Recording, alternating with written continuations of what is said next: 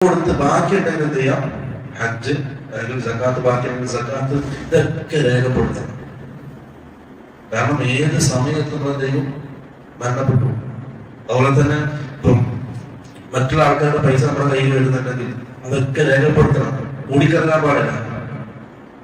ഇപ്പൊ സ്വാഭാവികമായിട്ടും ആരെങ്കിലും എന്തെങ്കിലും പട്ടിക്കൂടിയിട്ട് തരാൻ ഏൽപ്പിച്ചിട്ടുണ്ടാവും, അത് നമ്മുടെ പോക്കറ്റിലുണ്ടാവും, നമ്മുടെ പൈസയും പോക്കറ്റിലുണ്ടാവും. പെട്ടെന്ന് മരണപ്പെട്ട് മറ്റൊരാൾക്ക് അറിയില്ല ഇതാരുടെ പൈസയാണ്, ഒക്കെ രേഖപ്പെടുത്തണം. ആ സമയത്ത് രേഖപ്പെടുത്തണം, പിറ്റത്തേക്ക് മാറ്റി വെക്കാൻ പാടില്ല. ആ രീതിയിൽ എന്താണ് മരണം സംഭവിക്കും. ഇപ്പം സൂറത്തുൽ ബഖറ ഏറ്റവും വലിയ ആയത്താണ്, ഖുർആൻ ഏറ്റവും വലിയ ആയത്ത് കടത്തിന്റെ നിയമം പറയുന്ന ആയത്തുകളാണ്. ഖുർആൻ ഏറ്റവും വലിയ ആയത്ത് അങ്ങനെ നിയമങ്ങൾ പറയുന്നുണ്ട് അല്ലാഹു സുബ്ഹാനഹു വ തആല. അപ്പോൾ കടം വളരെ സൂക്ഷിക്കുന്ന സല്ലല്ലാഹു അലൈഹി വസല്ലം കടബാധ്യതയിൽ നിന്ന് എപ്പോഴും അല്ലാഹുവിനോട് കാവൽ തേടുമായിരുന്നു. അല്ലാഹുമ്മ ഇന്നി